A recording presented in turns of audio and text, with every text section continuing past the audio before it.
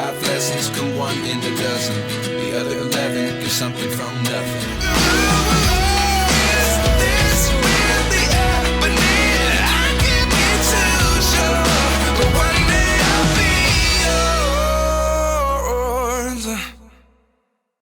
We have a really exciting video today. We're gonna be talking about brand new Danessa Myricks Lightwork 5 palette once again, and compare that one to the Lightwork 4 palette. What are their similarities? What is the difference between these two? Which one should you get if you are thinking about purchasing either one of these palettes? Or if you're having Lightwork 4, do you want Lightwork 5? Let's talk about it. Before we continue, I wanted to say that today's look was created, unfortunately, with just one palette, and that is Lightwork 5 palette. Why unfortunately? I was thinking that I would create one look with this one and the second look with this palette, but then I realized that this one is expired, and since I haven't purchased the other one, I'll just have to use this one. So it's been over a year since she released this palette, and as both of these palettes have 12 months shelf life, this one I cannot no longer use. I can only buy another one, and I feel, in a way, I feel bad because I haven't used this palette, not even close as much as I wanted to. And this is how that palette looks like. You have full in-depth video on my channel as well. I will also show you, of course, how I created these two looks with the Lightwork 5 palette. Same technique, different color story. I really do love how this turned out. It is so much going on. And once again, the more I use it, the more I love it. And just while creating this, I realized that these toppers that we have in a first row, applied on top of the black base, they look totally different. So that means that you have even more possibilities with this palette, which in this palette we had different finishes, and we only had like 2 toppers, which in my initial review and still till this day I didn't like these that much, and I explained why, but I think that she really improved the formula when it comes to toppers in the new palette. Let's just talk about some general facts. So both of these palettes retail for $125. It's a good thing that she didn't raise the price. Maybe now when I think about it, maybe she wanted to keep the same price. She didn't want to raise the price. This is the expensive palette. So maybe she created this one with a little bit less multichromes, because again, I was expecting more shifty products in this one. Turns out we have more of them in this one. Both of them are designed in USA and made in China. 12 months shelf life. But we have different finishes. In this one, we had 4 different finishes, when in the new palette, we have 7 different finishes. But I thought when applying them, I would say we have less of a finishes, because some of them, they really look similar. However, in this one, when it comes to multichromes, I really preferred this one because we have more choices with the multichromes. The only truly shifting multichromes, and I'm not talking about these toppers, I'm talking about the multichromes, is this shade Fierce right here, and then we have Powerful, which are different textures. So Fierce is the most shifting multichrome in this palette. When it comes to shade Powerful, it is shifting, but not as much as Fierce. And all of the lighter shades, even though they shift, the thing is they are so light, you need the base underneath them to see like real shifting when it comes to their opacity, you know? So for example, here I have Fearless and Loved, and they do shift as well, but because they are lighter, you cannot really, the way that they shift, it's not expressed as much as with the, for example, Fierce color. And that's the thing. That's why I mentioned when I apply black base underneath, everything transforms differently, and that is something that I would like to try. Now, this may sound a little bit weird, but actually both of these palettes are at the same time really easy and really hard to work with. And what do I mean by that? When you apply multichrome or any shifty creamy product from here, with just one swipe, you get such a beautiful transformation of the colors. You have multiple colors and it looks like you've applied the color for hours, like blending and everything. It shifts so beautifully. It gives such a beautiful illusion to your eye. But at the same time, if you are using, for example, products that contain flakes, unless you warm it up on your skin, and take the excess off, truly this one is a little bit harder to work with. You can see how when you press the flakes, how you can see them on top like little leaves.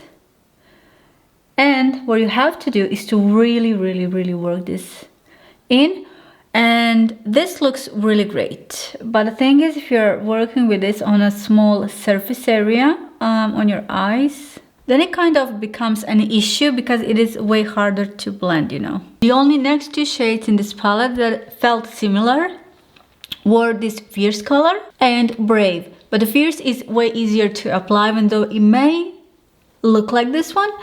But the Brave is much more similar to it when it comes to application. So initially I thought these two shades are actually similar in texture. Yeah, this is definitely a bit more creamier and easier to work with. And this one shifts beautifully, has strong shift.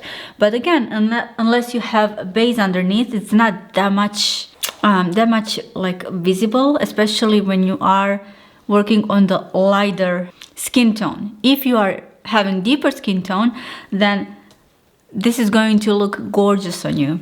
However, in this palette, this middle row, I felt it was something that a lot of people had a bit harder time to work with. So in this row, we do have aqua chromes and two pressed chrome flakes.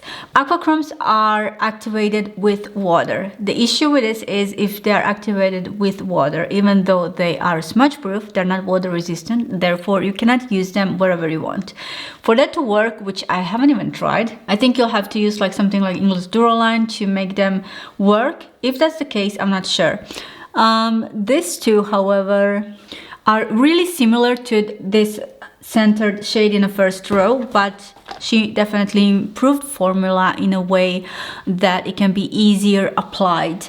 This felt much more harder, and you really have to press them, really have to warm them up on the skin for them to make kind of a blendable and work into your skin. So that was huge improvement, but the biggest improvement when it comes to formula was she had these two kind of a toppers, Divinity and Angels, and even though you can apply them in a good way, for being the toppers, I said they are too dry for that. So in her new palette, I really do enjoyed newest approved formula. Now back to multi-chromes.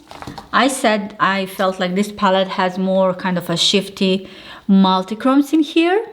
Me personally, I wouldn't mind if all of these were multi-chromes, but the thing with them is if this was all multi-chrome palette, that would be really expensive palette. Easily, I think $200 plus. So that was something I was kind of expecting, having more multi-chromes. Unfortunately, we don't have in that one.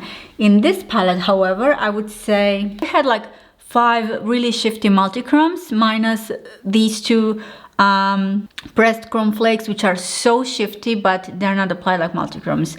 These are applied so easily, same as in the new palette, and that is the easiest thing to do. But what she's done in the new palette, and we don't have in here, are these kind of, I said they remind me of fall shades. So the shade Unbreakable, Enough, and Unstoppable.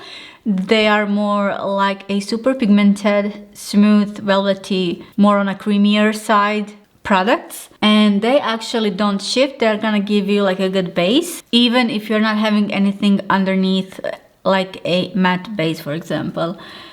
But not something I'm too excited about. I was mainly looking for the shifty shades in this palette, but it's good to have combination as well. So the shade Inspiring, I was hoping it's going to be much more shifty, and Invincible, so it's more like a glass looking metallic shade, and Invisible is supposed to be like a whipped powder shifter, but this is not shifting almost at all. It does shift like a little bit. Let me swatch it right here. So the first one, that is Inspiring, but it's not shifting. I wouldn't even say this is a duochrome, honestly. It's gorgeous color, gorgeous undertone, really beautiful, but it's just that it's not shifting. And then we have this glass Invincible shade, which somehow this last row minus Powerful shade, which I thought is really nice, and I combined that one in my last video. That was gorgeous. Everything else wasn't that exciting for me. What I loved the most was first 2 rows, and I definitely want to try them out more to see what else can I create with it. Now, if you are owning a lot of multi-chromes from other indie brands, I wouldn't expect for you to be like super excited about this palette or even this palette. But if you like a combination of different finishes for the, I would say, pretty good price for everything that you have in one palette, both Lightwork 4 and 5, then I would say go for it. In this one, we have primarily like blue and green mixture of a colors, where in this one we have more of a different color story than in this one. So maybe, and because if you're not gonna kind of use this middle row in the Lightwork 4, and you can basically easily use everything else in here, you'll have much more options with the new palette, and that is one good thing that I'll say it's improved compared to the Lightwork 4 palette. Like I said, I will definitely try to use more of this and try to experiment with other undertones and shades. One good thing I loved about these palettes that we really do got the big sized mirror in here, and when it comes to packaging, I think the packaging is so stunning. I prefer the packaging of the new one when it comes to outside of it, but the only thing, even though this visually looks beautiful, I already said that it's not convenient for layering the other products on top of it because it's going to slip. When like this, it's much practical. Now I wanna show you how I created this makeup look, and I'll see you in the end of this video.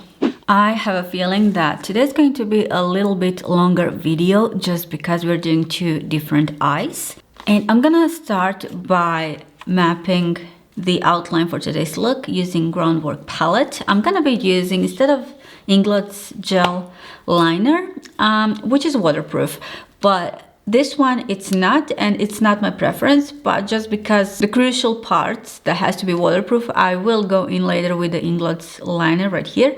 But when it comes to this, it is going to be fine. So I'm going in with the pomade Tourmaline. One good thing about this is that since it is not waterproof, it is really forgiving. So when I created this one, I could have go back and forth and just to erase the line and go again. So in that sense, it is really easy to manipulate, and it makes your job really easy. So we're gonna leave just the middle without anything, and I will connect inner and outer corner. Right here, I'm going to act as if I'm going to do a cut crease. If the position of your line is not perfect the first time, we can always manage that. And it is not a problem if this is kind of a thicker or whatever it is, because I will go in later with the matte eyeshadows. And when we apply multi-chrome, the good thing is whenever you apply shimmers or multi-chrome or products like that, they kind of erase all of the imperfections underneath and you cannot see them. But when you're just doing matte blend or whatever, within that colors, within that theme, then you really need to be precise, if that makes sense what I've just said. It is easier now when I have outlined one eye to see what am I gonna do with the other side. I'm going to connect this here with a dot. You know what, since yesterday here where I live, like the temperature dropped, I think like 10 degrees at least, I'm not sure, and it's so chilly outside and the vibe is different. It's definitely fall time, finally. I felt like still at this time, up until this time, it was kind of summer. So today I feel like really cozy. I don't know. Like I said, you can always go in, take a little bit concealer, and voila. This is actually good. I love how this line goes at the moment. And now I need to see where the connection will be. So if we start from here in the line, it needs to kind of have a little dip right here. I think this one is a bit lower than the other one. We'll see. Usually for this, I'll take Vaseline to take off any imperfection. But since this is not waterproof, like I said, it's a good thing. And I can erase it even like this. And I don't care about this part right here. It takes a bit of your time, but it is worth it at the end. As you can see, I did leave the middle untouched. For today's video, I wanted to do something different than in my previous two videos. So the first was first impressions, then I mixed some of the colors in my second one. But today I want to do two different eye looks. And I'm gonna do two different color stories. One being the green one, so we'll start with the green and then we'll apply the other one, mainly being, I think it's going to be with the blues and kind of with the silver, because when I swatched them I didn't like the color story between these two, how they combine, just because I wanted to do a like opposite eye looks, and the green with this silver didn't go with I had in mind, because I thought it's going to be more distractive from the green color story. You know, it's gonna lean to the silver as well, so I'm thinking I should apply that with the blue. But I will apply a little bit of that shade, I think, even here, but we'll see. Talking about greens, I am going to use Natasha's Danessa Yucca palette. You know what? Don't have a chance to use this one that much, but whenever I use this, I'm really happy because this is beautiful color story. I love it for the summer theme, but also it can be palette for the fall, definitely. I will start with the Willow shade, and the main rule for today's look, whatever we're applying in the inner corner goes into the outer corner. And now I need smaller brush. Now also for my inner corner, I will start with the same shade, and it's a good thing and easier just to work when we have this lines around that tells us what to do. Now I'm gonna use this shade right here, Acacia. I don't know how to pronounce this one. Acacia. And this one I will connect to the previous one. Again, keep in mind the middle has to stay untouched. Now I will apply, I need a lighter shade. You know what? I'm gonna go into the citrine shade a little bit. And I will apply this one mainly on the edges of the previous shade, just kind of have a lighter transition to the middle and lighten up a little bit. It's going to give us a nice mixture of a color. And that is basically it. I know it's not perfect, but I just need like base underneath just to connect everything with the multichromes. And now I am going to shift to this side. I mentioned blue eyeshadow. Do you know what I'm gonna use? Put it down in the comment section down below if you know. 3, 2, 1. It's a new Natasha Danessa Mini Triochrome palette. I know I used this one already in previous video, but you know what? That color story was more leaning on a purple later, but this one will be blue. So I am going to start with the darkest one instead. So I will be using the shade Stratus, and that shade goes in the inner corner. And now I'm going to use this shade, and I also already do have that shade right here. Just apply it a little bit more. I know maybe at the moment they do look too similar because I didn't apply too much of the darker one. But wait, I still need better transition. Just going to spread the last shade a little bit. Going to connect everything with the shade Overcast. And that is going to be final color for this. So basically just 3 mattes fairly quickly, because I don't have to be super precise. Like I said, I just need my base underneath. And also it will help you to kind of create and guideline your color story with the multichromes. I'm really excited to see how at the end this is going to look like. Now before I start with the multichromes, I will go in a little bit and add up a little bit of concealer just to make this transition. And the reason why I do this is because it's gonna give like a beautiful ombre effect, plus the center with the, of course, lighter shades will look way more beautiful. Now I'm gonna go in with the NYX Glitter Primer. I do love to use tacky base because it will help for the multichrome to stick really nicely. And I'm applying that whenever I applied my eyeshadow first. Just one side. I don't want it to dry until I'm finished with this side and then go again. Going in with the shade Abundant. And I also always like to kind of break the pigment. With this green, it shifts kind of onto purplish shade as well. Well, let me grab different brush. Yeah, the synthetic brush is way better. It grabs pigment better. Anyways, I am applying this a button shade mainly where we applied our first darker matte eyeshadow. It looks cool. For the edges, I will apply same shade with a smaller brush. And the good thing is I can always later clean this up and make this really sharp. It's a bit harder when it's not a paint to do sharp edges. But again, everything that I cannot finish now, I will finish later. And this is how shade looks like. I don't know how much of a transition we can see because it's not spread throughout the whole eye. Now applying some glitter primer from NYX in the inner corner, and we'll also apply shade Abundant. Let me just stop this tutorial for a second as I was trying some black base underneath the toppers. They do transform quite a bit, so this right here is resilient, but this is the same shade underneath the black base, and as I thought, it's going to transform it so much.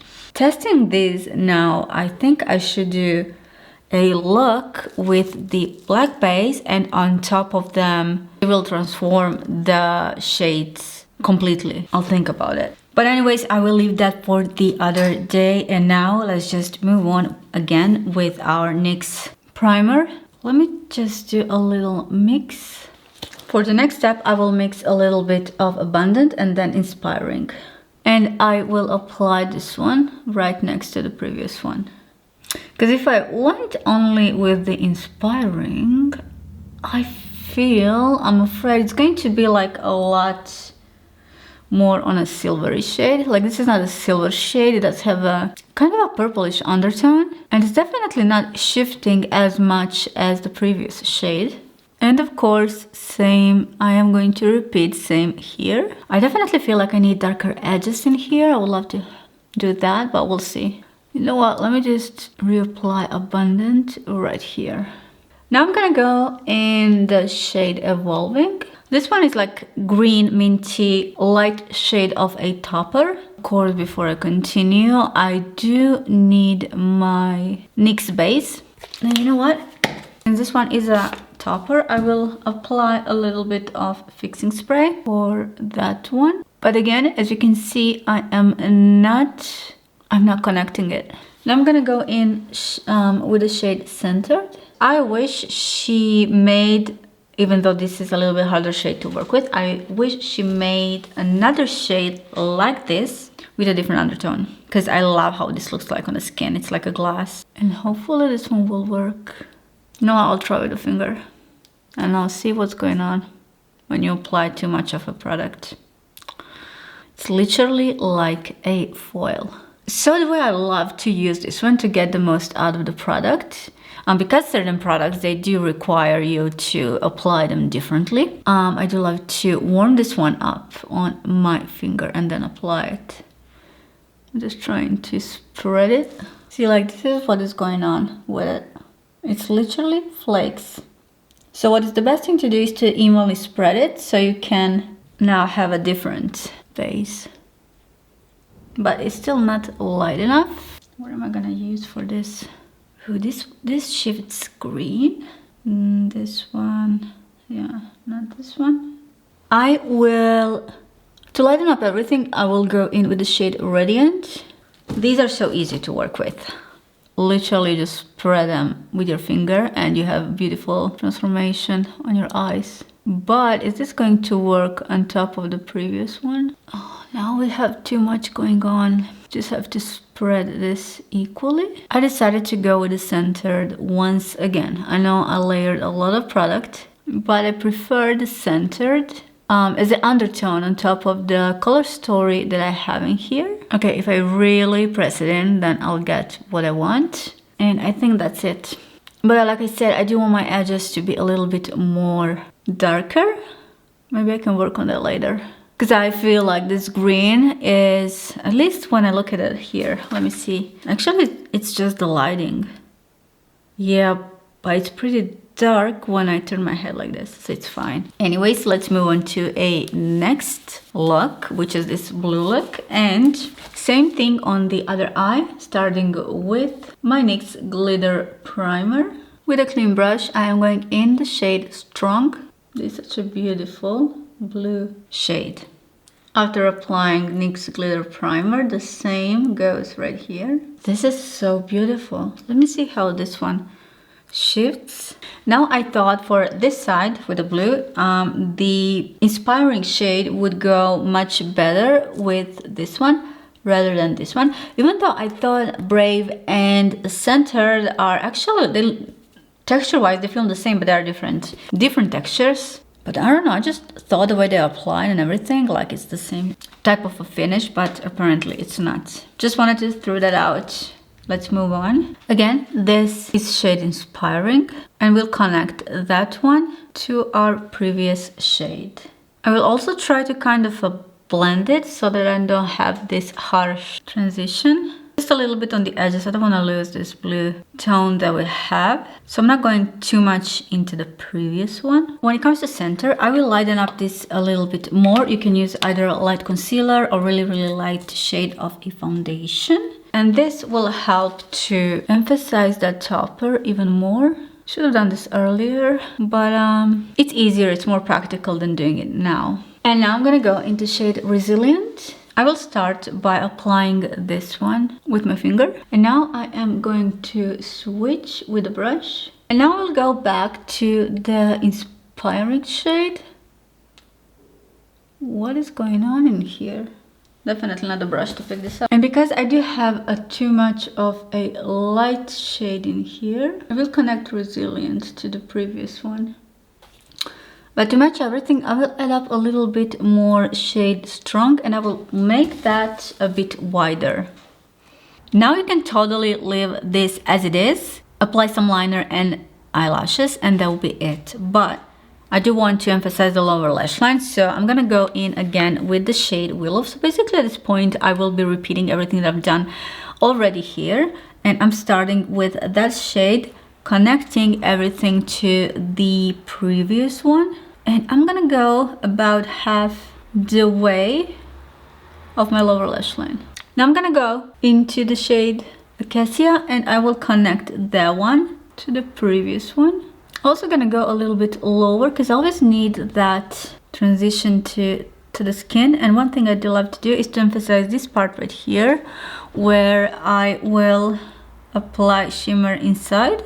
And now I will clean that a little bit with a clean blending brush, or you can use your Q-tip. I will repeat Willow shade once again, and we can clean everything else that needs to be cleaned later for the outside. Now, when it comes to this side, I applied the same technique, and I did go first with the Aero shade. And no, it's alive. And then applied Overcast shade. I'm connecting everything. But you know what? I'm gonna go in with the Stratus shade, just a tiny bit on the edge. But as I'm gonna go with the multi-chrome, it doesn't really matter that much at this point. And once again, repeating everything. Shade Abundant. And I'm always going with the shade, which one it was? And I always go with a shade that I have the matte undertone underneath that can match that undertone. Now I'm gonna go in with the Involving shade, and then shade Centered. And for the other side, I will of course start with a shade Strong. Beautiful. Connecting that one to the shade Inspiring. So again, repeating everything. And now shade Resilient. Now I will do an eyeliner, but this time I'm gonna go in with Inglass eyeliner because it needs to be waterproof, of course.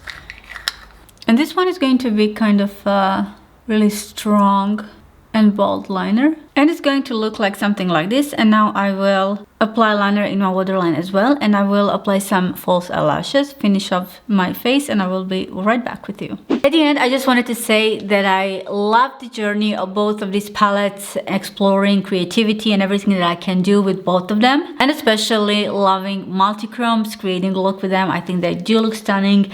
And even if you are a beginner, or even if you're not makeup artistry, you can apply one multi-chrome on your eyelid it and will look beautiful. So for you that love multi-chromes and want to even use this on a kind of more sheer side on a daily basis, I think you will love this palette more because of all of the toppers that we have in here that will look much more, they're more toned down, you know, so it will look much more for kind of a daily variation of a makeup look for you to wear. It doesn't have to be like super crazy colorful look like I've done today, but I just wanted to show off the pigment and the variation that you have. Once again, thank you so much for joining me today, and before you leave, make sure to watch this video where we discuss a little bit more about Lightwork 5 palette. And if you enjoy this type of content, don't forget to subscribe, give it a thumbs up, it really helps out my channel. Thank you for watching, and I'll see you in my next one. Thank you guys, bye.